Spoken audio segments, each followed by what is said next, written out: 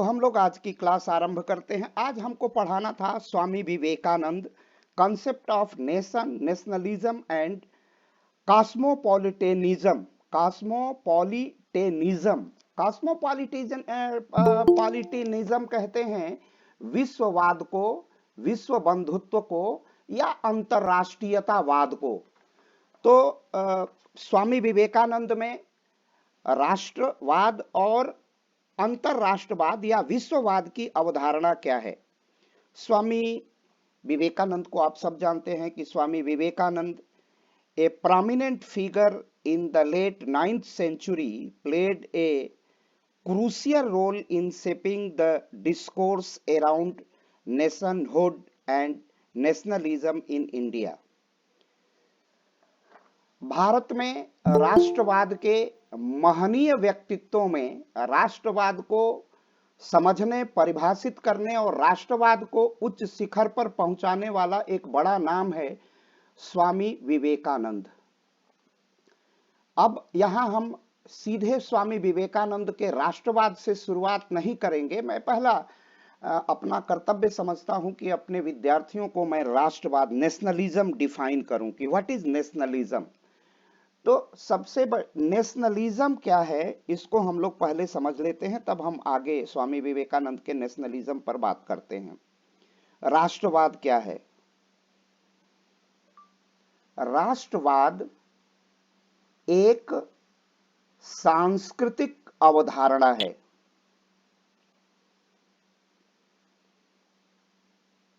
Nationalism is a cultural concept.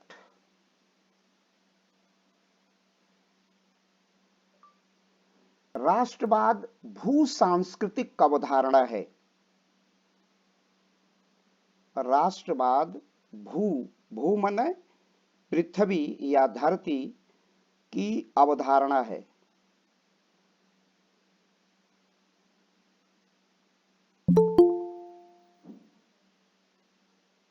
सांस्कृतिक अवधारणा है।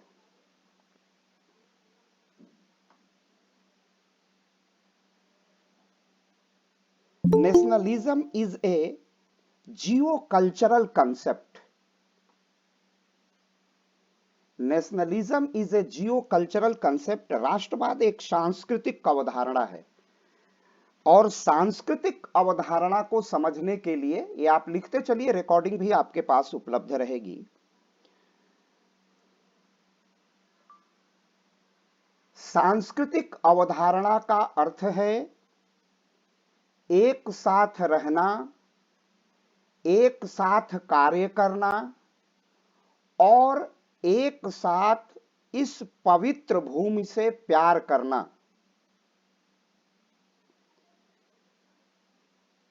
सांस्कृतिक अवधारणा का या कल्चरल जो नेशनलिज्म है उसका अर्थ है, सांस्कृतिक जो अवधारणा है इसका जो अर्थ है, अवधारणा का अर्थ है एक साथ रहना, माने पूरे भारत की धरती पर, भारत की पवित्र वसुंधरा पर एक साथ जो रहते हैं उनका एक साथ रहना, भाई की तरह, बंधु बांधव की तरह एक साथ रहना, एक साथ कार्य करना और एक साथ इस पवित्र भूमि से प्यार करना राष्ट्रवाद है, सांस्कृतिक राष्ट्रवाद है।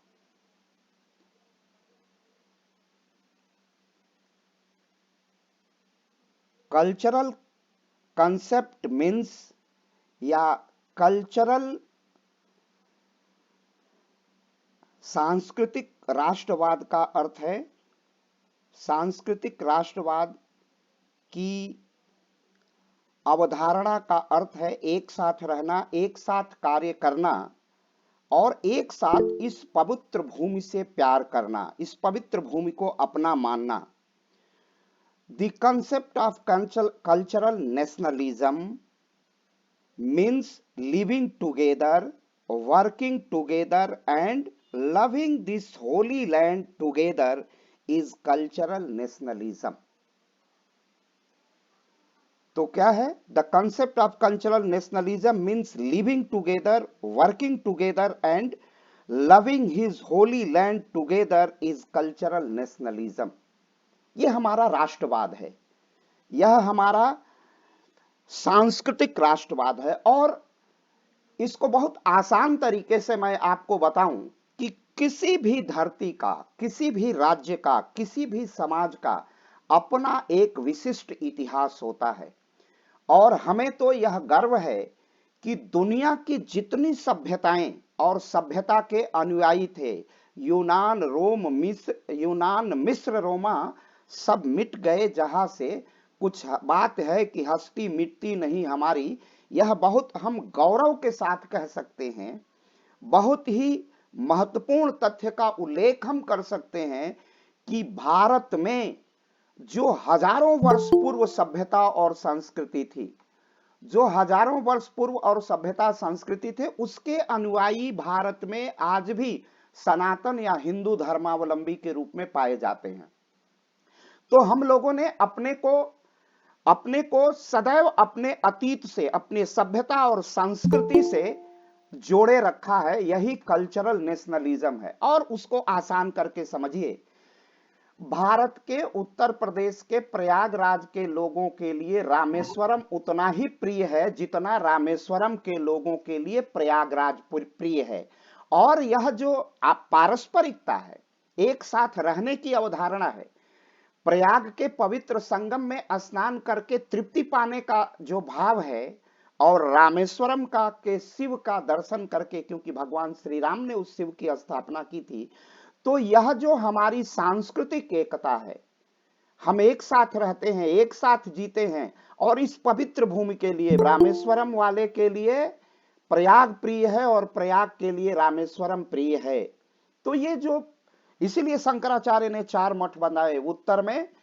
उत्तर में बद्रीनाथ, पूरब में दक्षिण में श्रृंगेरी पीठ, पूरब में पूरी पीठ और पश्चिम में द्वारिका पीठ। यह देश की सांस्कृतिक एकता का पीठ था। तो हमारे लिए तीर्थ, पूरे देश के लिए कामाख्या, हमारे लिए कामाख्या जो बिल्कुल बांग्लादेश के बॉर्डर पर है, कामरूप में जो असम में है, वो हमारे लिए उतना ही प्रिय है। और वहां के लोगों के लिए काशी प्रिय है, कन्याकुमारी प्रिय है। तो यही हमारी सांस्कृतिक एकता है। और इसी से हम लोग भावनात्मक रूप से एक जगह बंधे हुए हैं, गुथे हुए हैं। यही सांस्कृतिक राष्ट्रवाद है। और भारत का राष्ट्रवाद इसी सभ्यता और संस्कृति के बल पर आता है। यही हमारा कल्चरल नेशनलिज्म है। यही हमारा राष्ट्रवाद है। यही हमारा राष्ट्रवाद बनता है। यही हमारा राष्ट्रवाद है। इसी के आधार पर हम एक राष्ट्र भावना है। जैसे कश्मीर के किसी हिस्से पर, कश्मीर के किसी भाग पर अगर पाकिस्तान आतंकवादी या किसी प्रकार का अटैक करता है, तो प्रयागराज में रहने वाला राजनीति विज्ञान पढ़ने वाला विद्यार्थी आहत हो जाता है। तो ये जो इमोशनल अटैचमेंट है, यही राष्ट्र है। तो राष्ट्रवाद सभ्यता और संस्कृति के आधार पर एक भावनात्मक जुड़ाव है, एक भावनात्मक लगाव है। इसी को हम भू सांस्कृतिक का अवधारणा करते हैं। भू माने पृथ्वी का, और संस्कृति उसका बेस है। The base of the nationalism is the culture. संस्कृति आधार है राष्ट्रवाद का। हम राम से क्यों अपनी प्रियता जोड़ते हैं? राम हमारे मर्यादा पुरुषोत्तम क्यों हैं? इसलिए कि पूरे भारतवासी का, हम सुबह उठते हैं तो राम राम कहते हैं। राम से हमारा जो आत्मीय लगाव है, जो भावनात्मक लगाव है, यही हमारे राष्ट्र का आधार है। तो चाहे कर्नाटक का वड़क्कम हो, उसमें भी राम की उपासना है। केरल के मलयाली भाषा के लिए भी राम आदर्श हैं। और जो कन्नड़ है उसके लिए भी राम आदर्श हैं। और राम की जो सर्वप्रियता है, किस भाषा में? कंबन का रामायण तमिल में है, कन्नड़ में रामायण है, बांग्ला में रामायण है, असमिया में रामायण है। तो यह जो हमारे सांस्कृतिक पुरुष हैं, यह राम के आधार पर राष्ट्र का एकीकरण, पूरे देश का, पूरी इस टेरिटरी का, कश्मीर से कन्याकुमारी और कच्छ से कामरूप तक जो हमारी एकता स्थापित होती है, यही राष्ट्रवाद होता है। और स्वामी विवेकानंद को, अब हमें स्वामी विवेकानंद के राष्ट्रवाद को समझना है। विवेकानंद हमारे जो पवित्र ग्रंथ हैं, हिंदू धर्म का कोई, सनातन धर्म का एक ग्रंथ नहीं है, इसका कोई संस्थापक नहीं है। यह तो एक परंपरा है, समृद्ध परंपरा है। धारयेत इति धर्म, जो धारण करने योग्य है वही धर्म है। तो स्वामी विवेकानंद ने 19वीं सदी के एक महान दार्शनिक थे, उसके अंत के भारत में राष्ट्रवाद और राष्ट्रीयता को आगे बढ़ाने में स्वामी विवेकानंद का विशिष्ट योगदान है। यहां रुक करके मैं आपको यह समझाना चाहता हूं कि विवेकानंद वेदांती थे, और वेदांत को समझना है तो कैसे हम समझेंगे? स्वामी विवेकानंद वेदांती हैं, इसका अर्थ है कि स्वामी, सबसे जो हमारे आदि ग्रंथ हैं वह है वेद, ऋग्वेद संहिता, यजुर्वेद संहिता, सामवेद संहिता, अथर्ववेद संहिता। इन्हीं संहिताओं की, इन्हीं वेदों की व्याख्या करने के लिए दुनिया के पहले गद्य ग्रंथ लिखे गए। ये पद्य में है, यह पोएट्री है, और उसके बाद एस्से लिखे गए और उसका इंटरप्रिटेशन किया गया। और जो इंटरप्रिटेशन किया गया, जो इंटरप्रिटेशन किया गया, वह इंटरप्रिटेशन था, वह ब्राह्मण कहलाया। माने वेदों की पहली जो व्याख्या हुई वह व्याख्या थी ब्राह्मण की। ब्राह्मण से व्याख्या वेदों की पूरी नहीं हुई तो किस ग्रंथ की रचना हुई? ब्राह्मण के बाद आरण्यक लिखे गए। आरण्यक का अर्थ ही होता है जंगल। तो वेदों की व्याख्या के लिए पहला ग्रंथ लिखा गया ब्राह्मण। ब्राह्मण के बाद आरण्यक। यहां भी वेदों की व्याख्या पूरी नहीं हुई। ऋषि महर्षि जंगलों में बैठ करके अपने गुरुकुलों में, अपने आश्रमों में व्याख्या करते थे। आरण्यक के बाद जब माइन्यूट इंटरप्रिटेशन हुआ, बहुत सूक्ष्म व्याख्या की गई, उस व्याख्या को कहा गया उपनिषद। उप माने समीप, और ईश्वर के समीप रहने को उपनिषद कहते हैं। उपनिषद से वेदों की व्याख्या का अंत हो जाता है, इसीलिए उसको वेदांत भी कहा जाता है। ठीक, वहां से वेदों की व्याख्या का अंत हो जाता है। केवल अनुराग सिंह ने अपना बेचारे ऑडियो वीडियो ऑन करके बेचारा लगातार देख रहा है। अरे भाई, अन्य लोग भी अपना वीडियो कम से कम ऑन कर लो कि मैं देखूं, जानूं, थोड़ा सा मेरा भी मन लगेगा। तो यहां से वेदांत, तो विवेकानंद को वेदांती कहा जाता है। वेदांत भारत के वेदों का चरम उत्कर्ष है, वेदों की व्याख्या का अनंत स्वरूप है। उपनिषद में यह बताने का प्रयास किया गया कि मनुष्य का इस पर, पृथ्वी पर आया है, उसका उद्देश्य क्या है। और भारत एकमात्र धरती है, याद रखिएगा, जिसमें भारत दुनिया का एकमात्र, विश्व का एकमात्र राज्य है जिसके पूर्वजों ने मनुष्य की खोज की कि मनुष्य को जाना कहाँ है। आविर्भाव हुआ है तो उसको जाना कहाँ है? तो कहा गया कि अहम ब्रह्मास्मि। यहां का जो व्यक्ति है वह ब्रह्म का ही अंश है, ब्रह्म में ही विलीन हो जाना है। तब इस देश के ऋषियों ने कहा कि तमसो मां ज्योतिर्गमय, अंधकार से प्रकाश की ओर, तमसो मां ज्योतिर्गमय, और अस्तो मां सद्गमय, असत्य से सत्य की ओर, अंधकार से प्रकाश की ओर, और मृत्युर मां अमृत्यगमय, मृत्यु से अमरत्व की ओर। तो ये भारत ऐसा राज्य है, भारत ऐसा दुनिया के पहला ऐसा राष्ट्र रहा है जिसने मनुष्य की खोज की और मनुष्य का चरम उत्कर्ष बताया कि उसको करना क्या है, ये जीवन, इस जीवन की साधना क्या है, ब्रह्म में विलीन होना। तो ये जो ब्रह्म में विलीन होना, ब्रह्म के प्रति आस्था और ब्रह्म के प्रति जो अनन्य निष्ठा थी, इसी से भारत में राष्ट्र और राष्ट्रीयता का निर्माण होता है। विवेकानंद ऐसे ही वेदांती हैं। इसी वेदांत में विवेकानंद की अनन्य आस्था है। इसी वेदांत में जहां जीव का परम उद्देश्य ब्रह्म में मिलना है। अब देखिए, विवेकानंद इसके माध्यम से करते क्या है? जब आत्मा और परमात्मा में किसी प्रकार का विभेद नहीं है, जब आत्मा और परमात्मा में किसी प्रकार का विभेद नहीं है, तो आत्मा और परमात्मा में जब विभेद नहीं है, तो ब्राह्मण और तथा कथित जो शूद्र की परिकल्पना की गई है उसमें भी किसी प्रकार का विभेद नहीं है। विवेकानंद इसके माध्यम से जो सोशल हार्मनी है वो स्थापित करना चाहते हैं। तो विवेकानंद का राष्ट्रवाद आध्यात्मिक राष्ट्रवाद है, स्पिरिचुअल नेशनलिज्म है। और स्पिरिचुअल नेशनलिज्म, जैसा हमने बताया है, हमारा जो धर्म है, धारेतीति धर्म, जो धारण करने योग्य है यही धर्म है। तो अगर रूस और यूक्रेन का युद्ध हो रहा है तो हमारा धर्म क्या है? हमारा धर्म है कि मैं रूस से भी, भारत विनती करे, भारत रूस से भी अपील करे कि आप युद्ध रोकिए, और यही भारत करता भी है।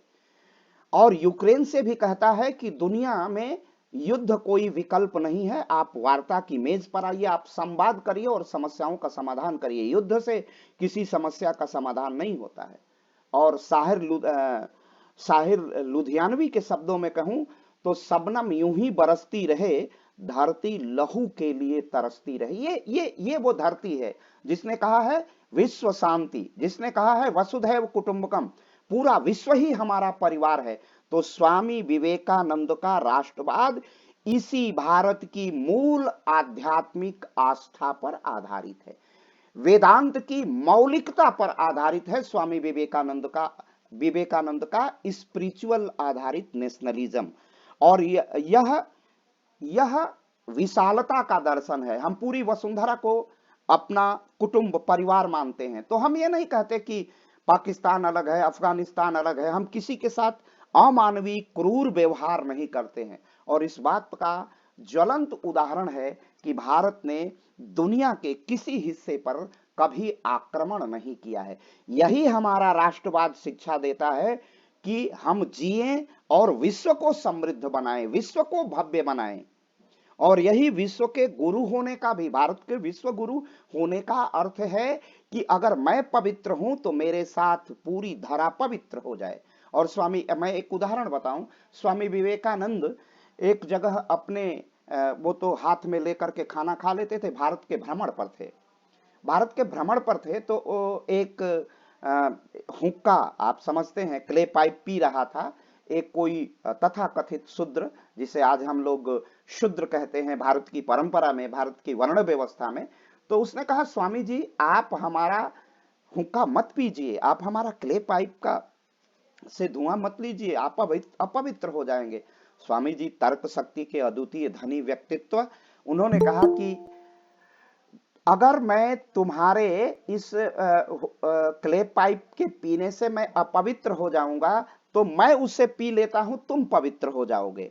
तो इस तरह की जहां अवधारणा थी स्वामी विवेकानंद की, एक बार पुनः जाग, यह तुम्हारी मृत्यु नहीं थी, यह तो तुम्हारे कमलवत नेत्रों को विश्राम देने के लिए है, जिससे तुम नए सूर्योदय का दर्शन कर सको। अद्भुत अकल्पनीय कल्पनाएं थी इस राष्ट्र के, और ये व्यक्ति वही कर सकता है जिसमें अत्यधिक आध्यात्म का बोध हो, जिसको विश्व मानव अपना लगे, अपना बंधु बांधव लगे। और ये सारी ताकत उन्हें वेदांत से मिलती थी, भारत की दर्शन से मिलती थी, जिसमें प्रत्येक व्यक्ति को यह अधिकार है कि वो ब्रह्म से साक्षात्कार कर सके, प्रत्येक व्यक्ति को अधिकार है कि वो ब्रह्म से अपनी बात कह सके, निवेदन कर सके। तो इसलिए जबरदस्त आस्तिक, अपनी आत्मा पर विश्वास करने वाले, अपने धर्म और दर्शन पर विश्वास करने वाले, अपनी नैतिकता आत्मिकता पर विश्वास करने वाले स्वामी विवेकानंद ने कहा कि विश्व हमारा जो राष्ट्रवाद है वह आध्यात्मिक शक्ति का राष्ट्रवाद है,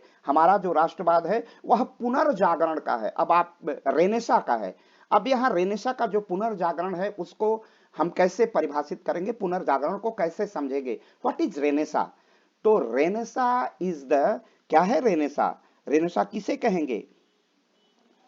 अपनी आत्मिक आध्यात्मिक शक्तियों का जागरण करना और नवीन परिस्थितियों में उसकी व्याख्या करना ही पुनर्जागरण है। क्या है? अपनी आत्मिक आध्यात्मिक शक्तियों का जागरण करना और नवीन परिस्थितियों में उसकी व्याख्या करना ही पुनर्जागरण है। अब ये क्या था? नवीन परिस्थितियां की थी, भारत गुलाम था। भारत ने 712 से ही मीर कासिम के आक्रमण के बाद लंबी गुलामी का कालखंड देखा है। स्वामी विवेकानंद का काल औपनिवेशिक गुलामी का कालखंड है। अंग्रेज जब भारत में शासन करते हैं तो उसमें हमारी awakening ones is inner and spiritual power and interpreting them in new circumstances in Renaissance. तो यही रेनसा है कि अब हमारा देश प्रतंत्र है, देश गुलाम है, तो उसमें राष्ट्रवाद कैसे आएगा? इन्हीं आध्यात्मिक शक्तियों से, क्योंकि हमें लिखाया गया है कि ब्रह्म सत्य है, और ब्रह्म सत्य है, ब्रह्म एक है, ब्रह्म हम सबकी रक्षा करता है, ब्रह्म के अंश हैं, तो हम पवित्र हैं, हम डरेंगे नहीं। इस अंग्रेजी साम्राज्य से वैचारिक प्रतिरोध करेंगे। इस अंग्रेजी साम्राज्य से भी कहेंगे कि आपका जो शासन है वह न्याय संगत नहीं है, वह उपयुक्त नहीं है, वह राष्ट्र को का कल्याण करने वाला नहीं है। तो ये सारी ऊर्जा कहां से आएगी? यह गीता के कर्म योग से आएगी। हम कर्म करेंगे, फल की चिंता नहीं करेंगे, आपके हर अन्याय का प्रतिरोध करेंगे। यही स्वामी विवेकानंद का नेशनलिज्म है, और वह दृष्टिकोण हमारी इसीलिए उन्होंने गर्व से, उन्होंने कहा था गर्व से कहो हम भारतीय हैं, उन्होंने कहा गर्व से कहो हम हिंदू हैं, क्योंकि जो हमारी आध्यात्मिक आत्मिक जो शक्ति है वह वैज्ञानिक है। भारत का जो धर्म है वह विज्ञान सम्मत है, वह कार्य कारण संबंधों पर आधारित है। कार्य कारण संबंधी माने जीव है तो उसका कुछ अधिकार है, जीव है तो उसका ईश्वर है, और वह परमात्मा अगर किसी के साथ अन्याय नहीं करता है तो ये कृत्रिम आर्टिफिशियल गवर्नेंस किसी के बीच किस प्रकार का अन्याय कर रही है, वह ईश्वरीय नहीं है, वह ईश्वर के साथ अन्याय है। इसलिए आप किसी व्यक्ति का विरोध, किसी व्यक्ति को सताइए मत। ये नेशनलिज्म था। उन्होंने राष्ट्र की जो परिकल्पना की, उन्होंने कहा कि उन्होंने ये भी कहा था कि ब्राह्मण और क्षत्रियों और अपर कास्ट के लोग पद दलितों के लिए रास्ता छोड़ दो, पद दलितों को अब उच्च आसन पर बिठाओ, इनका सम्मान करो, और तभी हमारा राष्ट्रवाद पूर्ण स्वरूप और आकार ग्रहण करेगा। तो स्वामी विवेकानंद का जो राष्ट्रवाद है वह आध्यात्मिक शक्तियों के आधार पर है। विवेकानंद की राष्ट्रीयता पश्चिम धारणाओं से सर्वथा भिन्न है। पहली बार पश्चिम में जो नेशन स्टेट आया था, नेशनलिज्म नहीं आया था, स्टेट नेशनलिज्म आया था, वह इटली के बड़े दार्शनिक मैकियावेली ने नेपेल्स और 4 राज्यों का संगठन बना करके भावनात्मक आधार पर इटली का एकीकरण किया, तो वो नेशनल स्टेट है। और भारत का जो नेशनलिज्म है वो अलग है। भारत का राष्ट्रवाद आध्यात्मिक दर्शन पर आधारित है, अपने सभ्यता और संस्कृति पर आधारित है, समावेशी सार्वभौमिक राष्ट्रीयता का वह समर्थन करता है, राष्ट्रवाद का समर्थन करता है। पूरे वसुंधरा को एक परिवार मानने वाला, भारत के मध्य, भारत के नागरिकों, भारत के समाज, भारत के नागरिकों के मध्य किसी प्रकार के विभेद को अस्वीकार कर देता है। वह अनटचेबिलिटी के विरोधी थे, वह निरीश्वरवाद के भी विरोधी हैं। वह कहते हैं, अब यहां पर थोड़ा सा आप सुन लेंगे, वह घनघोर आस्तिक हैं, वह नास्तिक नहीं है, वह ईश्वर में आस्था रखते हैं। वो काली के पुजारी हैं, उनके गुरु रामकृष्ण परमहंस, वह अपनी मां काली की उपासना करते थे, रोते थे, गाते थे उनके सामने। और कहा जाता है, अब कहां तक ये सत्य है ये परमात्मा जाने, कि मां काली, मां परम्बा उनसे उनका अन्न ग्रहण करती थी, उनसे साक्षात्कार करती थी।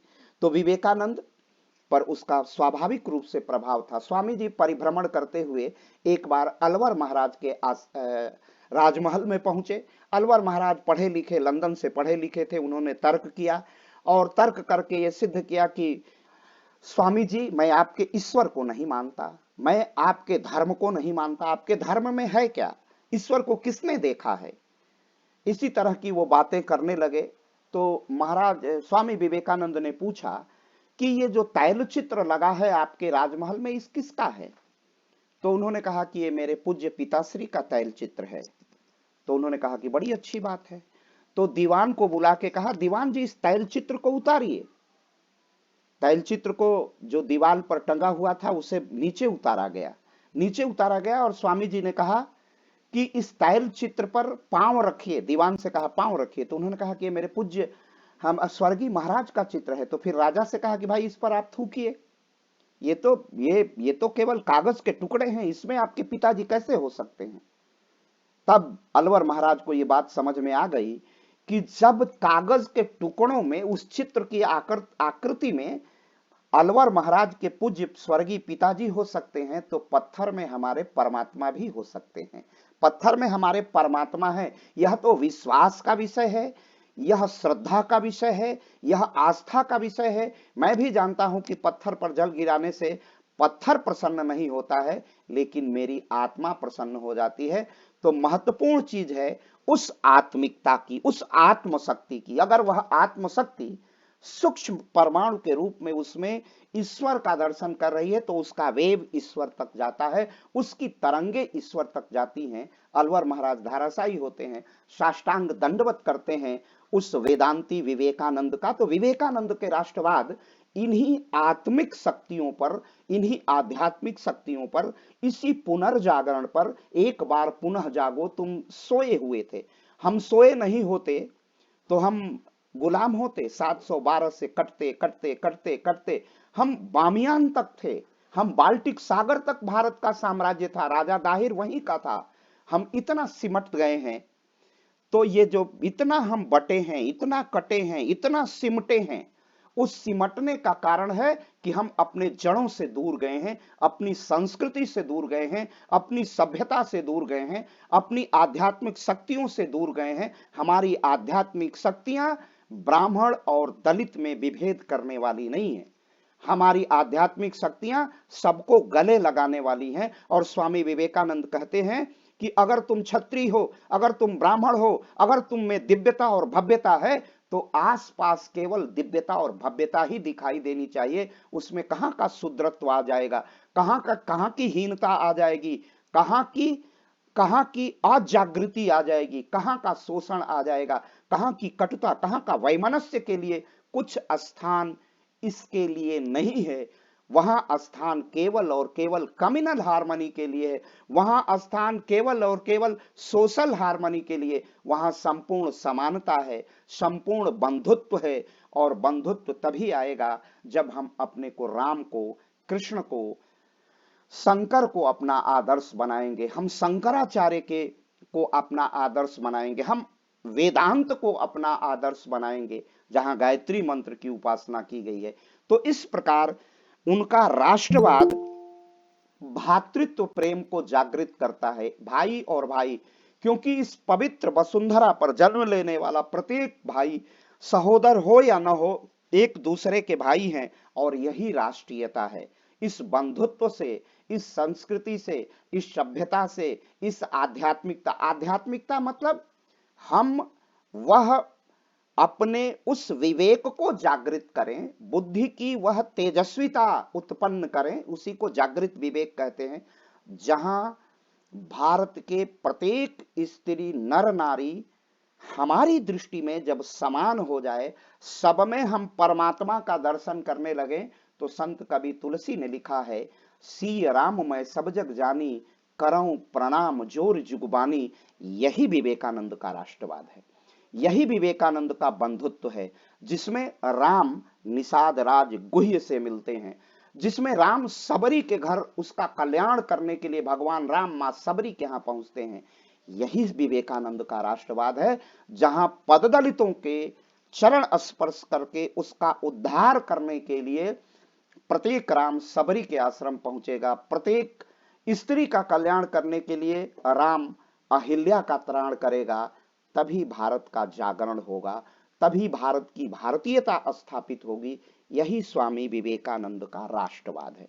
और विवेकानंद का राष्ट्रवाद इतना उच्च राष्ट्रवाद है, और यह राष्ट्रवाद भारत का भी उतना उच्च राष्ट्रवाद है। हिमाद्रितुंग सुंग से प्रबुद्ध शुद्ध भारती, स्वतंत्रता पुकारती। यह राष्ट्रवाद वसुधैव कुटुंबकम का राष्ट्रवाद है, जिसका एक छोर राष्ट्रवाद इसलिए है कि भारत ने दुनिया को शांति का पाठ पढ़ाया है। भारत ने दुनिया को बुद्ध दिया है, युद्ध नहीं दिया है।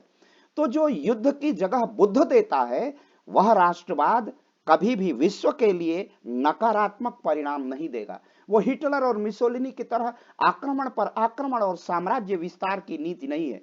भारत का ज्ञात इतिहास अगर करोड़ों वर्ष पुराना है, तो भारत ने किसी राज्य पर, किसी पर आक्रमण नहीं किया है, कभी किसी की सीमा का उल्लंघन नहीं किया है, कभी किसी के अस्तित्व को नकारा नहीं है। हम अस्तित्व को स्वीकार करने वाले लोग हैं। तो स्वामी विवेकानंद विश्व नागरिकता में विश्वास करते हैं और वो कहते हैं कि हम विश्व नागरिक हैं। और तर्क की दृष्टि से देखें तो पूर्ण वृत्त पहले है, पूर्ण वृत्त में ही अर्धवृत्त होता है। विश्व पहले है, उसमें कहीं भारत, कहीं ईरान, कहीं अफगानिस्तान, पाकिस्तान, सारे देश हैं। ये तो कृत्रिम सीमाएं हैं, लेकिन विश्व, यह ब्रह्मांड, ईश्वर की यह पवित्र रचना पहले है। इसलिए भारत का राष्ट्रवाद अंतरराष्ट्रवाद के सह अस्तित्व के साथ चलता है। बहुत इसका व्यापक दृष्टिकोण है। हिंदू धर्म का संदेश सहिष्णुता पर है। हिंदू धर्म का संदेश, हम नॉन टॉलरेंस के लोग नहीं हैं, हम टॉलरेंस वाले हैं, सहिष्णु है। हम किसी को क्षमा करने वाले हैं, दया, क्षमा, करुणा, अस्तेय। लेकिन अगर हमारे स्वाभिमान को चैलेंज कोई करेगा तो हम शेर भी बन जाते हैं। हम राम का रौद्र रूप भी लेते हैं और रावण का संहार भी करते हैं। कृष्ण का स्वरूप धारण करके कंस का संहार करते हैं। शंकर का मानस लेकर, मन लेकर के पूरी पृथ्वी का त्राण करने के लिए बड़े बड़े राक्षसों का संहार करते हैं। तो भारत का युद्ध भी धर्म का युद्ध है। भारत का युद्ध भी और अपनी ही धरती पर लड़ा गया, किसी विदेशी धरती पर नहीं। यदा यदा हि धर्मस्य ग्लानिर अभवत भारत अभ्युत्थानम अधर्मस्य तदात्मनम सृजाम्यहम्। तो मानवता का कल्याण इस राष्ट्रवाद का उद्देश्य है। वैश्विक सद्भावना का समर्थन करना, विश्व शांति का, सर्वे भवन्तु सुखिनः, सर्वे सन्तु निरामया, सर्वे भद्राणि पश्यन्ति, मां कश्चित् दुख भाग भवेत्। पूरे विश्व का कल्याण करने वाला, विश्व की शांति का कामना की का आकांक्षी यह राष्ट्रवाद कभी भी अंतरराष्ट्रवाद का विरोधी नहीं है। ये कॉस्मोपॉलिटिनिज्म का समर्थन करते हैं। इसलिए स्वामी विवेकानंद का राष्ट्रवाद विश्व बंधुत्व की अवधारणा पर है, विश्व की सभ्यता और संस्कृति से सहमिलन का है। उन्होंने न तो ईसाइयत का विरोध किया, न तो इस्लाम का विरोध किया। किसी भी धर्म से भारत का राष्ट्रवाद टकराता नहीं है। यह जीवो और जीनोदी पर आधारित है, यह सह अस्तित्व पर आधारित है, यह शांति पर आधारित है। यह बुद्ध का देश है, युद्ध का देश नहीं है। और यही इसका राष्ट्रवाद अंतरराष्ट्रवाद का पर्याय बन जाता है। भारत का एक बार कट्टर राष्ट्रवाद केवल विकृतियों, बुराइयों और अनीतियों को दूर करने वाला राष्ट्रवाद है और विश्व शांति की स्थापना करने वाला राष्ट्रवाद है। तो हम कह सकते हैं कि विवेकानंद का राष्ट्रवाद और विश्व नागरिक की अवधारणाएं जो आध्यात्मिक हैं और आपस में परस्पर व्यापी हैं, इन दोनों के मध्य का जो रिलेशनशिप है वो ओवरलैपिंग का रिलेशनशिप है, जो व्यक्तिगत पहचान, सामूहिक अस्तित्व की आधारभूत संरचना पर आधारित है। और और स्वामी विवेकानंद का दृष्टिकोण विश्व मानव की परिकल्पना में है, किसी देश की सीमा से बंधा हुआ नहीं है। और भारत का प्रत्येक राष्ट्रवादी अपनी सीमाओं से बटा हुआ नहीं है, अपनी सीमाओं में कैद नहीं है। वह असीमित है, अनंत है और वह विश्व के मंगल की कामना करने वाला राष्ट्रवाद है। तो ये हुआ विवेकानंद का राष्ट्रवाद, विवेकानंद का अंतरराष्ट्रवाद। अब हम लोग देखेंगे इसके बाद जो दूसरा सेगमेंट है, दूसरा इसका डायमेंशन है, वो हम लोग देखेंगे। अगर आप लोग पढ़ना चाहें तो मैं आगे बढ़ाता हूं। उसके बाद हम लोगों को देखना है अरविंदो का राष्ट्रवाद और विश्व नागरिकता। ठीक है, उसके बाद रविंद्रनाथ टैगोर बचेगा, तो उसके लिए देखते हैं। अब अरविंदो भी स्वामी विवेकानंद के बाद अरविंदो राष्ट्रवाद के, आध्यात्मिक राष्ट्रवाद के सबसे बड़े पुरोधा हैं। अरविंदो के और सभी आप जानते हैं कि भारतीय स्वतंत्रता आंदोलन में एक क्रांतिकारी के रूप में अरविंदो घोष शामिल होते हैं। और अरविंदो घोष के राष्ट्रवाद की जो अवधारणा है, वह भी अवधारणा आध्यात्मिक और सांस्कृतिक पहचान से गहराई से जुड़ी हुई है। बहुत गहरे रूप से उसकी जड़ें आध्यात्मिक और सांस्कृतिक राष्ट्रवाद से। राष्ट्रवाद की अरविंदो की अवधारणा यह राजनीतिक संरचना नहीं है, यह कोई राजनीतिक इकाई नहीं है, बल्कि यह एक एक ऐसी आध्यात्मिक दिव्यता है जो पूरे भारत में छा जाना चाहती थी। पूरे भारत में उसका आलोक दिखाई देता है। अरबिंदो के राष्ट्र को एक जीवित इकाई के रूप में देखा है, जिसमें अक्सर मां भवानी या भारती का स्वरूप दिखाई देता है, और वह अपेक्षा करता है कि इस मां भारती के आंचल में अपना सर्वस्व कुछ समर्पित कर दें, अपने बलिदान की मांग करता है। इस दृष्टिकोण से अरविंदो का राष्ट्रवाद औपनिवेशिक शासन के राजनीतिक स्वतंत्रता प्राप्त करने का एक साधन बनता है, और आध्यात्मिक सत्य को स्वीकार करते हुए औपनिवेशिक शासन के अन्याय से प्रतिरोध करने का सशक्त माध्यम अरविंदो का राष्ट्रवाद है। अब मैं इसे और आसान करके आपको बताता हूं कि अरविंदो का नेशनलिज्म कैसे वो उसका गोल अचीव होता है। तो इसका अंग्रेजी वर्णन भी है, तो ज्यादा अंग्रेजी पर फिर हम जाएंगे तो आप देख लीजिएगा, और जहां नहीं अंग्रेजी आएगी तो फिर मैं बात करूंगा। वो जो स्पिरिचुअल नेशनलिज्म बल्कि वर्सेस हिंदू नेशनलिज्म के मध्य उनमें एक बड़ा विवाद है कि वह स्पिरिचुअल नेशनलिज्म है या हिंदू नेशनलिज्म है। तो अरबिंदो का राष्ट्रवाद, जैसा कि मैंने कहा है कि अरबिंदो घोष का राष्ट्रवाद भी सांस्कृतिक और आध्यात्मिक राष्ट्रवाद है। और इसमें थोड़ा सा और समझाने के लिए कि जो रास्ता चंद्रशेखर आजाद, पंडित राम प्रसाद बिस्मिल, ठाकुर रोशन सिंह, अशफाक उल्लाह का जो क्रांतिकारियों का रास्ता था, शुरू में उसी रास्ते पर अरबिंदो चले थे, क्योंकि वो स्वतंत्रता संग्राम के अद्वितीय योद्धा हैं। स्वतंत्रता संग्राम के वो क्रांतिकारी धारा के वो आत्मसमर्पण करने वाले लोग नहीं हैं, वो बातचीत और संवादों में विश्वास करने वाले लोग नहीं हैं। शुरू में वो क्रांतिकारी थे, लेकिन आप सबको यह बात तो ज्ञात होगी कि भारत कितना गरीब था, और वह भारत जो विश्व के अंतरराष्ट्रीय ट्रेड में 45 से 48% की हिस्सेदारी करने वाला भारत एकाएक कितना गरीब हो गया था। भारत में औपनिवेशिक शासन ने भारत को कमजोर करने का सब कुछ प्रयास किया। 3 कठिया नील बोइए, हमारे सूती वस्त्र उद्योग को समाप्त करके जो विश्व में अपनी शान रखते थे, यही ढाका का मलमल था जो रिंग की अंगूठी से 6 मीटर का मखमल निकल जाता था। दुनिया में हमारे ट्रेड की कोई सानी नहीं था। भारत विश्व में आर्थिक महाशक्ति था 17वीं शताब्दी 18वीं शताब्दी तक। अंग्रेज इससे भयभीत थे। हमारे गांव सेल्फ रिलायंस थे, हमारे गांव पूरी तरह आत्मनिर्भर हमारे गांव थे, और उस गांव में सेल्फ रिलायंस से, आत्मनिर्भर गांवों से किस तरह अंग्रेजों को यह था कि किस तरह यह भारत टूट जाए। और मैं आपको याद दिलाऊं, वुड डिस्पैच में लॉर्ड मैकाले ने ब्रिटेन की कॉमन सभा में भाषण दिया, और कॉमन सभा को पत्र लिखा है, ब्रिटिश एम्परर को उसने पत्र लिखा और कहा कि भारत को तोड़ना बड़ा मुश्किल है, क्योंकि भारत के गांव आत्मनिर्भर हैं, गांव में समस्त उत्पादन की इकाइयां हैं, और इतनी बारीक कारीगरी है, इतना स्किल है भारत, इतना स्टार्टअप है, इतना इंटरप्रेन्योरशिप है कि भारत विश्व के बाजार का 45 से 48% योगदान देता था। और आज स्थिति क्या है?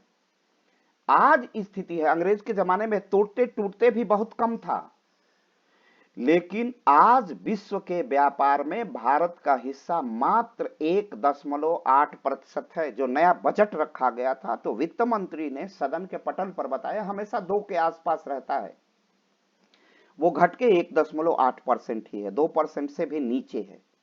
ये स्थिति थी। भारत कितना भव्य और दिव्य था, कितना इतिहासकार इसको झूठ बोलते हैं, क्योंकि इतिहास तो उन्हें अपने ढंग से गढ़ना था, भारत को नीचा और कमजोर दिखाना था, भारत में आर्थिक असमानता दिखानी थी, भारत में अमीरी और गरीबी का महान अंतर दिखाना था। क्या भारत में जितने लोगों ने जो उत्पादन की इकाइयां खड़ी की थी वो समाज के तथाकथित बड़ी जातियां थी? नहीं, कोई नहीं था। हमारा बुनकर था, हमारा दस्तकार था, हमारे लोहार थे, हमारे सोनार थे, जो दस्तकारी में लगे स्किल्ड वो थे, हमारे वो गिल्ड थे, हमारी वो श्रेणियां थी, और उन्होंने ही भारत को दिव्य और भव्य बनाया था। तो भारत में कैसे आर्थिक असमानता थी? आर्थिक असमानता तो जब बाहरी आक्रमण होने लगे तब भारत में असमानता बढ़ी है।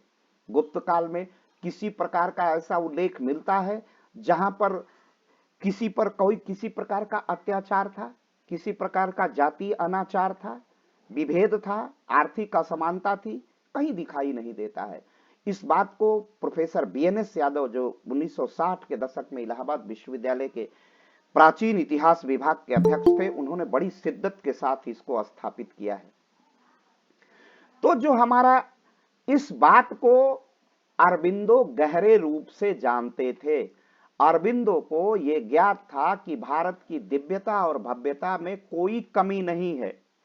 अब भारत क्या क्या हो गया है? अब भारत धीरे धीरे गांव टूटते जा रहे हैं, गांव चरमराते जा रहे हैं, क्योंकि अंग्रेजी शासन ने कर लगा करके, और भारत कृषि पर आधारित देश था, उसका जो सबसे बड़ा व्यवसाय था उसको अंग्रेज धीरे धीरे चौपट कर रहे थे। वो व्यवसाय था भारत के ग्रामीण भारत के समाज के सोने की, चांदी की, दस्तकारी, कढ़ाई, बुनाई, जिससे भारत विश्व में चर्चित था। उस पर धीरे धीरे, और कहीं भागलपुर की चादर, कहीं रेशम के कपड़े असम में, दक्षिण भारत में कांजीवरम की साड़ियां, कांजीवरम के वस्त्र, दुनिया में हमारी धूम थी। अंग्रेजों ने उसी पर गहरी चोट की। इस बात की बहुत बड़ी परख अरविंदो की थी, दादा भाई नौरोजी को भी थी, और उन्होंने इसी पर डाउनफॉल थ्योरी दिया था, अर्थ के अपहरण का सिद्धांत दिया था कि किस तरह भारत से लूट की जा रही है। इस बात को सबसे ज्यादा समझते थे अरबिंदो, और अरबिंदो का प्रारंभिक जीवन क्रांतिकारी जीवन है। वो क्रांतिकारी राष्ट्रवादी हैं, लेकिन धीरे धीरे क्रांति के रास्ते पर चलते हुए अरबिंदो घोष को ऐसा प्रतीत होने लगा कि भारत में राष्ट्रवाद के जागरण का यह असली आधार नहीं है कि हम पिस्तौल लेके जैसे दुश्मन की गोलियों का हम सामना करेंगे, आजाद ही रहे हैं, आजाद ही रहेंगे। इस तरह चंद्रशेखर आजाद के रास्ते पर चल करके भारत को हम आध्यात्मिक आजादी नहीं दिला सकते हैं, क्योंकि भारत में वीरता तो है, लेकिन भारत का जो बृहत्तर समाज है वो गांव में रहता है, और गांव का जो जीवन है अब ऐसा हो गया है कि गांव के लोग, गांव को समझने वाले लोग, गांव को जीने वाले लोग इतने लंबी गुलामी के बाद 712 से हमारी गुलामी का प्रारंभ होता है, और ये 1600 के बाद का कालखंड, औपनिवेशिक कालखंड, इसमें हम इतने कमजोर हो गए हैं, मनोवैज्ञानिक रूप से इतने पराजित हो गए हैं कि इस भारत को जगाना केवल तलवारों के बल पर, बंदूकों के बल पर मुश्किल है। क्योंकि युद्ध पहले कहां होगा? हम किसी को मारने जाएंगे, युद्ध करने जाएंगे, वीर भाव आएगा, तो वीर भाव पहले मस्तिष्क में आएगा, और हमारा मस्तिष्क ही वीर भाव की जगह पर भयभीत है, डरपोक हो गया है। तो कैसे हम लड़ेंगे? इस पिस्तौल को उठा करके चलाने की वह जो विवेक शक्ति है, वह जो वीर भाव है, वो आएगा कहां से? समझ में आ गया। वही बात बाद में तिलक में पॉजिटिव रेसिस्टेंस में भी आया था, निष्क्रिय प्रतिरोध में, वो उसी का असर था। उसको बहुत पहले अरबिंदो ने पहचान लिया था, और अरबिंदो ने कहा था कि अगर भारत को जगाना है तो भारत के आध्यात्मिक शक्ति का जागरण करना पड़ेगा, और भारत को आध्यात्मिक रूप से जागृत करना पड़ेगा। भारतवासियों से निवेदन करना पड़ेगा कि पढ़ो अपनी गीता, पढ़ो अपने रामायण, पढ़ो अपने महाकाव्य, पढ़ो अपने भारत के आध्यात्मिक सूत्रों को, जो हमें अन्याय से प्रतिरोध करने की शक्ति प्रदान करते हैं। तो मानव के विकास के लिए आवश्यक है कि एक राष्ट्र में एकता और अखंडता को स्थापित मानवता के आधार पर तो किया ही जाए, आध्यात्मिक शक्ति के जागरण के आधार पर भी किया जाए। अगर हम गीता से ज्ञान नहीं लेंगे, कर्म का सिद्धांत नहीं लेंगे, तो हम निराशा में डूब जाएंगे। और भारत तो निराशा के कर्तव्य भी जानता है। तब हम कहते हैं यदा यदा ही धर्मस्य। भगवान कृष्ण ने यहां वादा किया है भारतवासियों से कि जब जब धर्म की हानि होगी मैं अवतार लेकर तुम्हारा त्राण करूंगा। तो जहां गीता के गायक ने अपने भारतवासियों से इस प्रकार का संकल्प, इस प्रकार का वादा किया है, तो अरविंदों को लगा कि हमें यही आध्यात्मिक चेतना हमें अन्याय के विरुद्ध, हमें अंग्रेजी शक्तियों से लड़ने के लिए क्या करेगी, जागृत करेगी। इसीलिए उन्होंने इस बात का प्रतिनिधित्व किया, इस बात को स्थापित किया कि भारत को जागृत करने के लिए एक मजबूत राष्ट्रीय पहचान आवश्यक है। और वह राष्ट्रीय पहचान हमारी कैसे बनेगी, हमारी आध्यात्मिक ऊर्जा से, हमारी आध्यात्मिक शक्ति से। और इसीलिए वैश्विक एकता की भी आकांक्षा रखते हुए उन्होंने कहा कि पहले राष्ट्रवाद तब अंतरराष्ट्रवाद। एक जैसे मजबूत व्यक्ति ही दूसरे व्यक्ति को सहयोग करता है, तो एक मजबूत राष्ट्रवाद ही एक मजबूत अंतरराष्ट्रवाद में परिवर्तित हो सकता है। हम राष्ट्र के रूप में पहले एकीकृत हों, तब हम विश्व का कल्याण कर सकते हैं। अब यहां पर एक प्रश्न आता है कि क्या अरविंदो का राष्ट्रवाद आध्यात्मिक राष्ट्रवाद है या हिंदू राष्ट्रवाद है? Hindu spiritual nationalism versus Hindu nationalism. Aurobindo की दृष्टि में हिंदू राष्ट्रवाद जैसे राष्ट्रवाद से अधिक विशिष्ट रूपों से हिंदू अगर राष्ट्रवाद हम कहें तो वो सीमित हो जाता है, क्योंकि हिंदुत्व धारेत इति धर्म, हमारा धर्म अत्यंत व्यापक है। हमारा न कोई एक पैगंबर है, हमारा न एक कोई पवित्र ग्रंथ है, हमारा न कोई एक देवता है। हम तो 33 कोटि, 33 करोड़ नहीं, कोटि माने 33 प्रकार के अनंत देवताओं की परिकल्पना करते हैं, जिसमें 3 सूक्ष्म देवता हैं। राम मर्यादा के प्रतीक हैं, कृष्ण विवेक, कूटनीति और युद्ध नीति के विशेषज्ञ हैं, और शंकर हमारे उस मानस के प्रतीक हैं जिस मानस में शक्ति हो कि अगर वह अन्यायी अगर मान नहीं रहा है तो हम उसको बिल्कुल ही क्या कर देंगे, तिरोहित कर देंगे, उसका विध्वंस कर देंगे, समापन कर देंगे। तो राम की मर्यादा, कृष्ण का विवेक और शंकर का मानस, ये 3 हमारी आध्यात्मिक चेतना के केंद्र हैं। और उन्होंने कहा कि वे इस बात से भी, क्योंकि हिंदू राष्ट्रवाद से या भारत के राष्ट्रवाद से उस जमाने में भी ये भारत के राष्ट्रवाद से ही चिढ़ थी कि जिन्ना ने कहा, उस मोहम्मद इकबाल ने, जिन्होंने कहा था यूनान मिस्र रोमा सब मिट गए जहां से कुछ बात है कि हस्ती मिटती नहीं हमारी, उसी मोहम्मद इकबाल ने फिर 2 नेशन थ्योरी का समर्थन किया, द्विराष्ट्रवाद का सिद्धांत। और इसी जिन्ना और इकबाल ने कहा कि हिंदू, और जैसे हिंदू सांस्कृतिक राष्ट्रवाद की अंगड़ाई लेता है, अपने आध्यात्मिक शक्तियों का प्रयोग करता है और उस पर गौरव करता है, और उसी के बाद सारे हिंदू यूनाइट हो जाते हैं।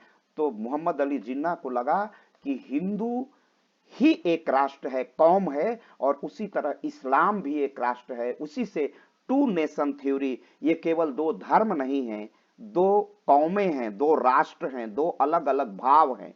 इस प्रकार की भावना भर करके भारत का कम्युनल डिवीजन कराता है जिन्ना कराते हैं।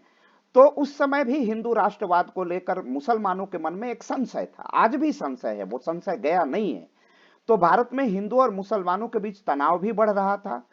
तब लाला लाजपत राय जैसे कुछ नेताओं ने कथित मुस्लिम अलगाववाद के खिलाफ हिंदू राष्ट्रवाद की वकालत की थी। लाला लाजपत, लाल, पाल, बाल, वो तो उग्र लोग थे। बाद में अरविंदो ने इस धारणा को खारिज कर दिया कि कोई हिंदू राष्ट्रवाद नहीं है, हमारा आध्यात्मिक राष्ट्रवाद है, हम समावेशी हैं, हमारे इस्लाम के लिए भी हमारे राष्ट्रवाद में जगह है। लेकिन जब बात भारत पवित्र भूमि पर आ जाएगी तो धर्म दूसरे स्थान पर और राष्ट्र प्रथम स्थान पर आ जाएगा। यहां तक उन्होंने अपने को सस्टेनेबल नेशनलिज्म में समावेश करने का प्रयास, उनको भी मिलाने का, मुस्लिम राष्ट्रवाद को मिलाने का प्रयास किया, या मुसलमानों के लिए भी इस राष्ट्रवाद में स्थान है। भारत के सभी समुदायों का उसमें स्थान है, योगदान है। अरबिंदो का मानना था कि सच्ची राष्ट्रीयता राष्ट्र के ताने बाने में रचना और बसना है, उस पर अपना अडिग होना है, भारत के भूमि के प्रति अपनी प्रतिबद्धता की अभिव्यक्ति करना है, और सांस्कृतिक ताने बाने पर को स्वीकार करना है। वो कहा करते थे कि यहाँ का जो मुसलमान है अरबी नहीं बोलता है, फारसी नहीं बोलता है, पवित्र मक्का और मदीने से अपनी आस्था जरूर रखता है, लेकिन उसकी बोली, उसकी भाषा, उसकी रहन सहन, उसका खान पान तो संपूर्ण रूप से भारतीय है। तो इसलिए उसके लिए भी इस राष्ट्रवाद में स्थान है। तो इस बात को समझ रहे हैं आप लोग, अरबिंदो के राष्ट्रवाद को? अब यहां समझ लीजिए, अरबिंदो ने शुरू में हिंदू राष्ट्रवाद को खारिज किया और अपने आध्यात्मिक राष्ट्रवाद को स्वीकार किया। अब एक क्रांतिकारी आदमी है, बहुत क्रांतिकारी, लेकिन उनका राष्ट्रवाद उतना मशहूर नहीं है, उतना प्रतिबद्ध, उतना परिपक्व नहीं है जितना विवेकानंद का हुआ करता था। उन्होंने कहा कि नहीं, ये सर्वसमावेशी है। लेकिन सर्वसमावेशी अरबिंदो ने तो कह दिया, क्या दूसरा पक्ष भी उसको सर्वसमावेशी मानता है? क्या इस्लाम के धर्मावलंबी इस बात को स्वीकार करते थे? उसमें एक अशफाकुल्ला खां हो सकते हैं, बहुतेरे लोग तो चले गए, अपने पवित्र वतन पाकिस्तान बना लिए, पवित्र वतन को पाकिस्तान कहते हैं। तो अरबिंदो का राष्ट्रवाद सांस्कृतिक विविधता पर वो स्वीकार करता है कि इस्लाम के लिए भी स्थान है, ईसाइयत के लिए भी स्थान है, हम तो समावेशी लोग हैं, हम सबको पचाते हैं, हम सबको स्वीकार कर लेते हैं, हम धैर्यशाली लोग हैं। ये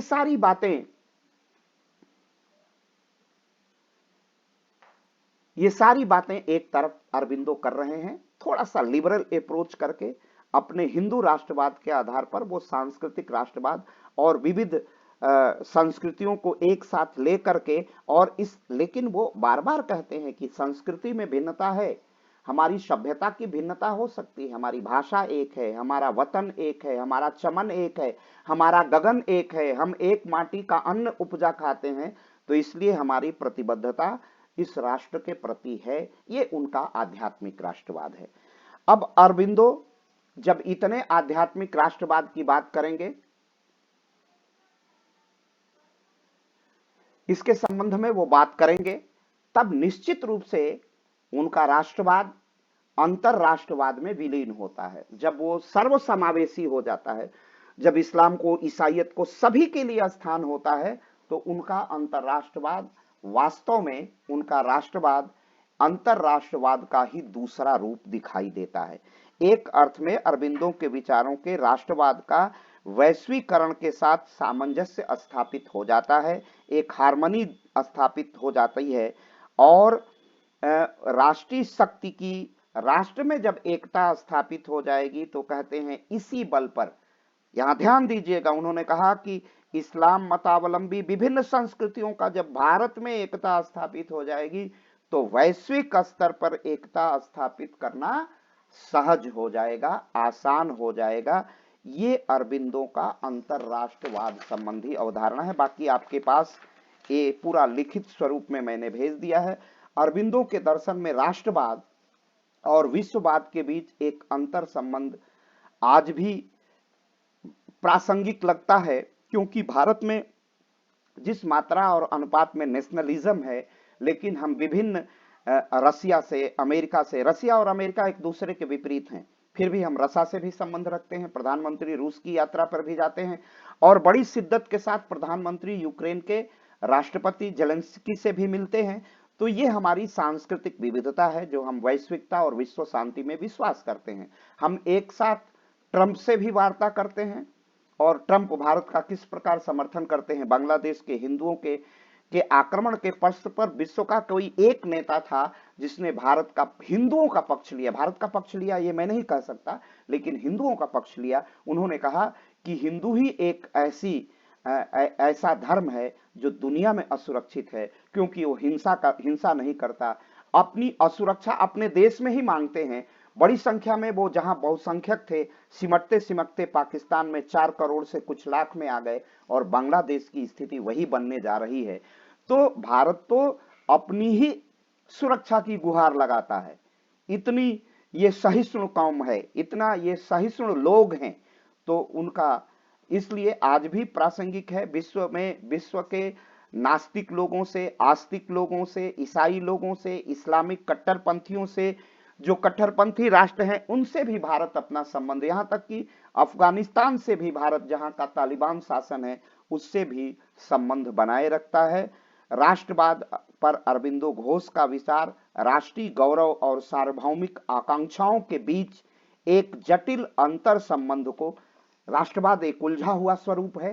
अंतरराष्ट्रवाद, चूंकि भारत का आध्यात्मिक राष्ट्रवाद आसानी से जुड़ जाता है वैश्विक विश्ववाद से या अंतरराष्ट्रवाद से, तो उसमें दोनों का, क्योंकि दोनों विश्व कल्याण, भारत का आध्यात्मिक राष्ट्रवाद विश्व कल्याण का कामना करता है, इसलिए दोनों एक साथ चलते हैं और अरविंदों के दर्शन में वह आसानी से दिखाई देता है। सांस्कृतिक पहचान का महत्व दिखाई देता है अरविंदों में, और इसी के साथ वो विश्व मानवता के कल्याण की भी कामना करते हैं।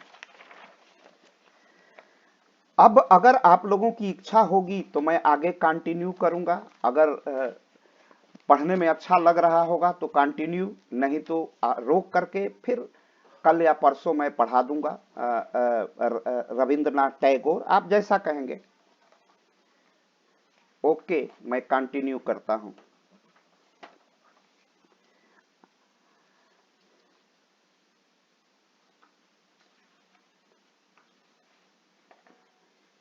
लेकिन अरविंदो में थोड़ा सा समय ज्यादा लगेगा।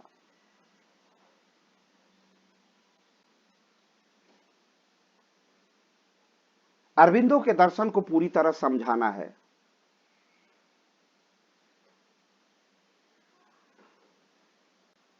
अरविंदो के बाद हम लोग विवेकानंद देख लिए, अरविंदो देख लिए, अब हमें पढ़ना है, अब हमें पढ़ना है रविंद्रनाथ टैगोर। रविंद्रनाथ टैगोर को जानने से पहले हमें कुछ महत्वपूर्ण चीजें जाननी पड़ेगी, उसका बैकग्राउंड। वह महत्वपूर्ण चीज है कि जहां नेहरू यथार्थवादी हैं, अंबेडकर जैसे लोग, लोहिया जैसे लोग सुधारवादी हैं, रिफॉर्मर हैं, क्रांतिकारी भी हैं, वहीं पर जब हम स्वामी विवेकानंद और अरविंदों को देखते हैं, वो घनघोर आध्यात्मवाद देखते हैं। वही एक मध्यम मार्ग रविंद्रनाथ टैगोर में दिखाई देता है, सौंदर्यवाद का। वह सौंदर्यवाद विश्ववाद के बहुत समीप है। अब इस सौंदर्यवाद को पहले समझते हैं कि यह सौंदर्यवाद क्या है, ब्यूटिज्म क्या है।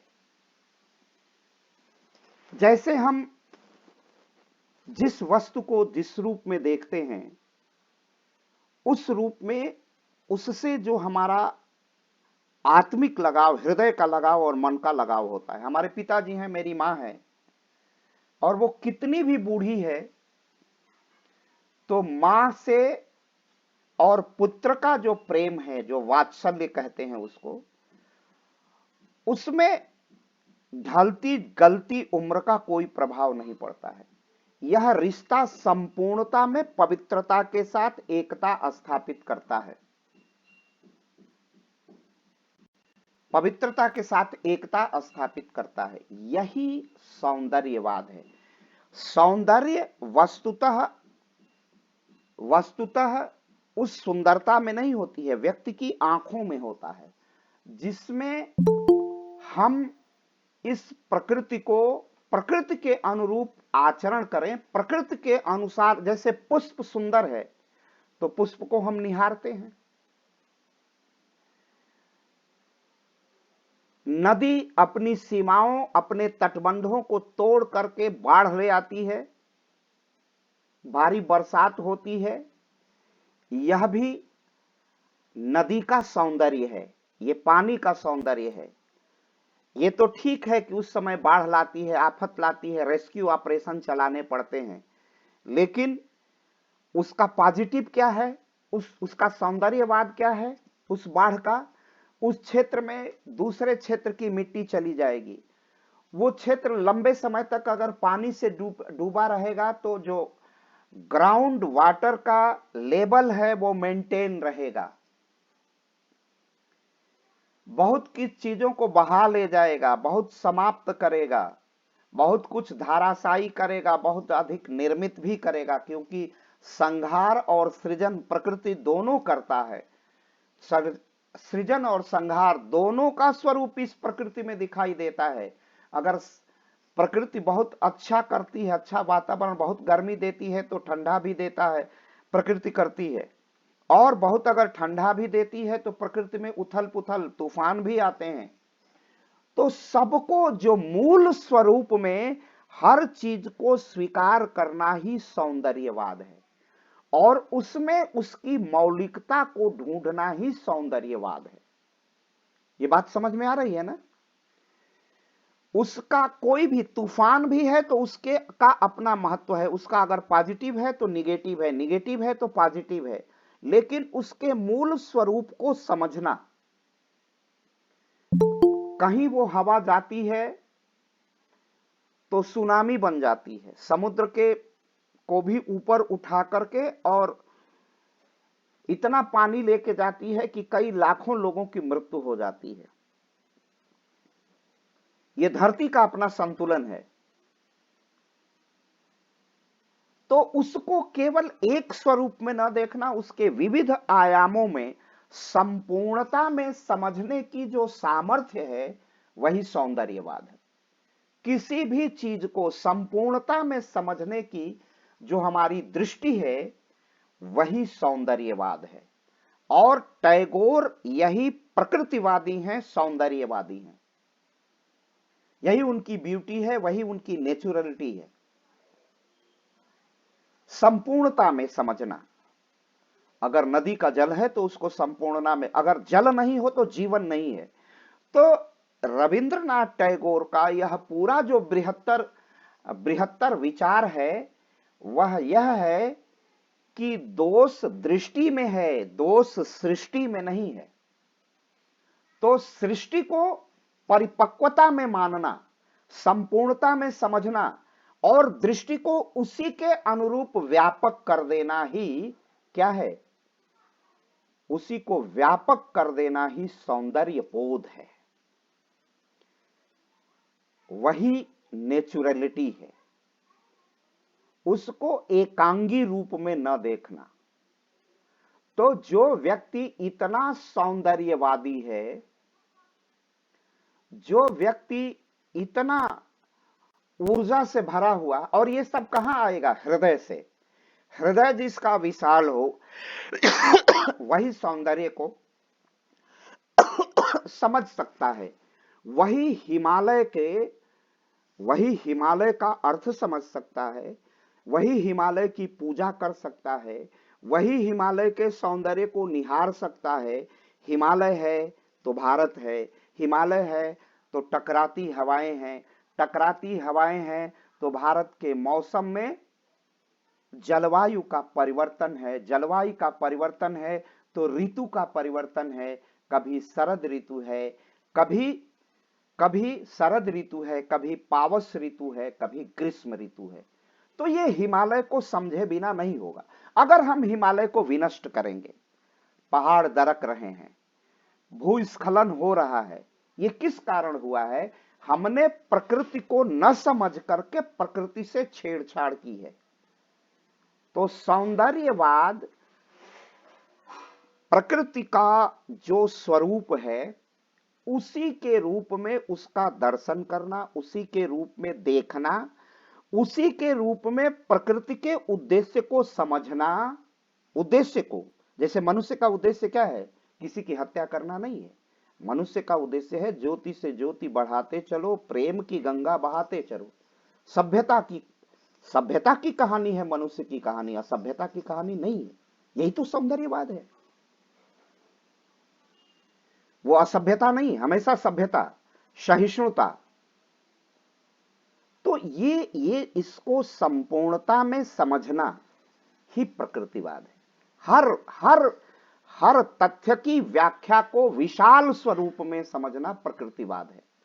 और यही दृष्टिकोण उन्होंने राष्ट्र और अंतरराष्ट्र के विषय में भी समझने और जानने का प्रयास किया है। इसीलिए तो वो 1912-13 में उनको नोबेल प्राइज गीतांजलि पर मिलता है। आज का जो राष्ट्रगान है उन्होंने ही लिखा है। तो वो महाप्रकृतिवादी हैं, महासौंदर्यवादी हैं, वो एक महान विचारक हैं। इसीलिए टैगोर भारतीय साहित्य के अद्वितीय विचारक हैं। अद्वितीय विचारक, भारतीय साहित्य और दर्शन के एक महान व्यक्तित्व टैगोर राष्ट्रवाद और अंतरराष्ट्रवाद के बारे में अपनी गहन अंतर्दृष्टि का परिचय प्रस्तुत करते हैं। और इसी बीच पर विचार करने के लिए 1917 में उन्होंने नेशनलिज्म लिखा और संकलित ये व्याख्यानों का, उन्हीं के व्याख्यानों का एक संकलन है, जहां उन्होंने पश्चिम से उभरे हुए राष्ट्रवाद की अवधारणा की आलोचना की और विश्वव्यापी आदर्शों में निहित एक वैकल्पिक दृष्टि प्रस्तुत की। 1917 में राष्ट्रवाद पर, नेशनलिज्म पर अपने सारे वो लेख लिखते हैं। उसी समय प्रथम विश्व युद्ध हो चुका होता है, राइन का बंटवारा हो चुका होता है, जर्मनी विभाजित हो जाता है। ये सब उसी समय की घटनाएं हैं। और फिर उस समय का जो पश्चिम का राष्ट्रवाद था, फिर द्वितीय विश्व युद्ध के लिए पौधा रोप के जाता है, अंकुरण करके जाता है, कटुता करके जाता है। प्रथम विश्व युद्ध 15 से 19 तक चलता है और एक कटुता उत्पन्न करके जाता है 4 वर्षों में। और फिर द्वितीय विश्व युद्ध होता है, ये सब आप जानते हैं।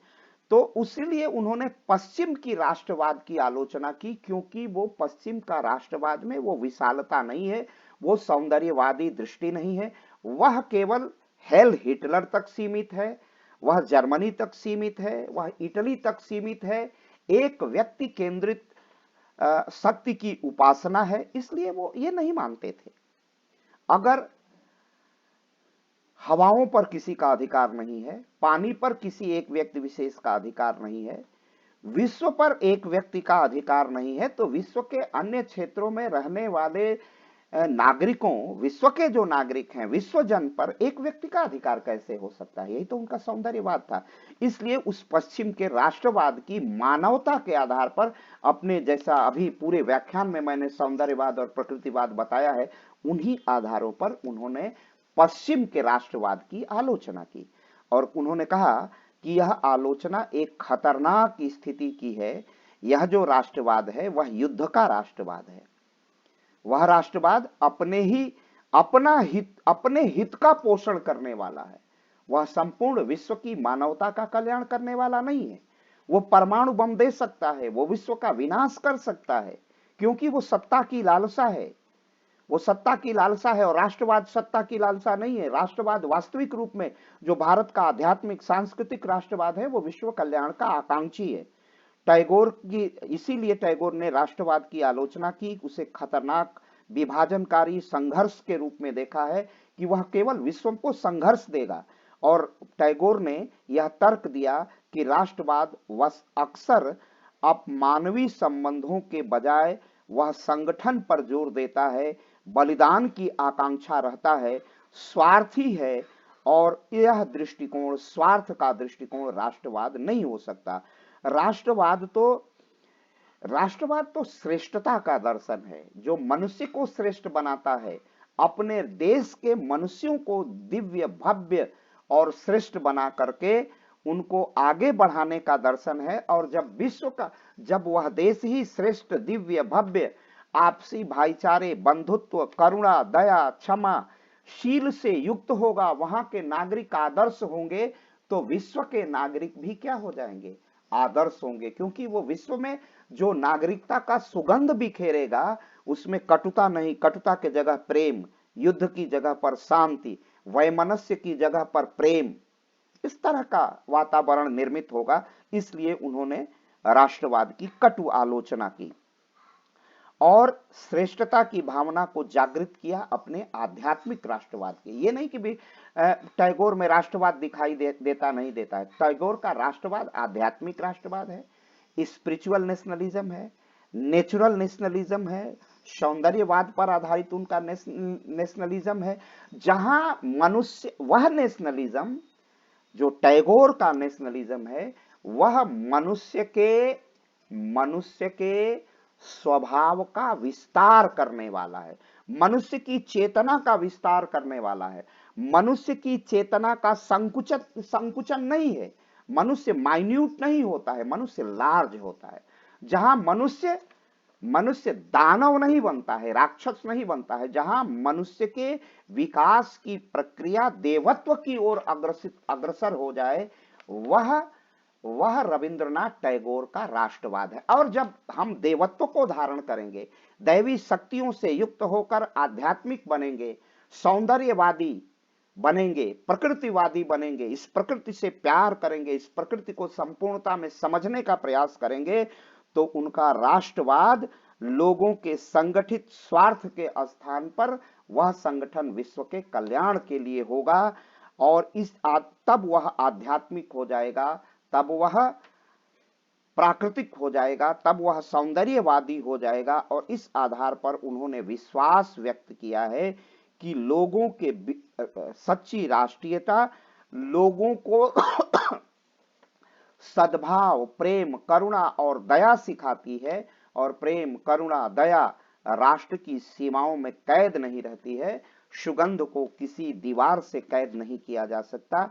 तो राष्ट्रवाद एक सौरभ है, राष्ट्रवाद एक सुगंध है, राष्ट्रवाद एक ऐसी पवित्र भावना है जो विश्व कल्याण की कामना करता है। तो सहज रूप से यह राष्ट्रवाद अंतरराष्ट्रवाद में विलीन हो जाता है। विश्वव्यापी दृष्टिकोण उनका है। टैगोर कहते हैं कि अपनी जिन्होंने राष्ट्रवाद की आलोचना की, उसके विपरीत जाके टैगोर कहते हैं कि विश्वव्यापी दृष्टिकोण को अगर हम अपनाएंगे तो विश्व में राष्ट्र की एकता की जगह पर हम विश्व की एकता का समर्थन करेंगे। और इसका एक और कारण था, विश्व की एकता के समर्थन करने का कारण था कि टैगोर यह चाहते थे कि जो औपनिवेशिक सरकार है इस बात को समझे। मुझे सम्मानित करके नोबेल प्राइज तो दे दिया, लेकिन भारत के आम आदमी की पीड़ा को समझे। जैसे अमेरिका भी गुलाम था ब्रिटेन का, यूनाइटेड किंगडम का, तो उन लोगों ने कह दिया, और यहीं के लोग हैं, वो यूरोप से गए लोग हैं, उन्होंने कहा नो रिप्रेजेंटेशन नो टैक्स। तो इशारे में रविंद्रनाथ टैगोर भी कहते थे कि वैश्विक एकता तभी स्थापित होगी जब विश्व जन की पीड़ा को औपनिवेशिक शासन भी समझेगा। और इसीलिए उन्होंने वैश्वीकरण का समर्थन किया। यह केवल उनका सिद्धांत नहीं थी, उनकी कलात्मक अभिव्यक्ति थी, और वो कवि हैं और कवि कल्पना में जीवन करता है, और कविता एक आदर्शवाद होती है। आदर्शवाद माने वह विचार राम राज्य की, जैसे राम राज्य की परिकल्पना की है, राम राज्य कहीं हो या ना हो, लेकिन हमारे सपनों का राम राज्य है। हम कल्पना करते हैं कि हम ऐसे ही समाज को बनाएंगे जैसे राम के जमाने का समाज था। तो यह एक आदर्श कोमल कवि की, चूंकि कोमल हैं, कोमल हृदय हैं, उनकी कल्पना में कैसे ही विश्व की परिकल्पना है जो सुंदर हो, जिसमें सद्भाव हो, जिसमें वैमनस्य न हो, जिसमें दया हो, क्षमा हो, करुणा हो, प्रेम हो, ऐसे विश्व की कल्पना जिसमें केवल और केवल सद्भाव हो। और यह उन्होंने अपनी गीतों, कहानियों, गोरा, उन्होंने एक उपन्यास लिखा है, यद्यपि गोरा की परिकल्पना भी बहुत मधुर परिकल्पना है, लेकिन गोरों के अत्याचार का भी चित्रण उसमें दिखाई देता है। तो इसीलिए वो बहुत उस समय में भी प्रासंगिक थे। टैगोर को, विवेकानंद को, सबको पढ़ना आज प्रासंगिक है। लेकिन आज विश्व की शांति के लिए, विश्व के का जो राजनीतिक, जो पॉलिटिकल ऑर्डर है, उसको समझने के लिए वैश्वीकरण बहुत जरूरी है।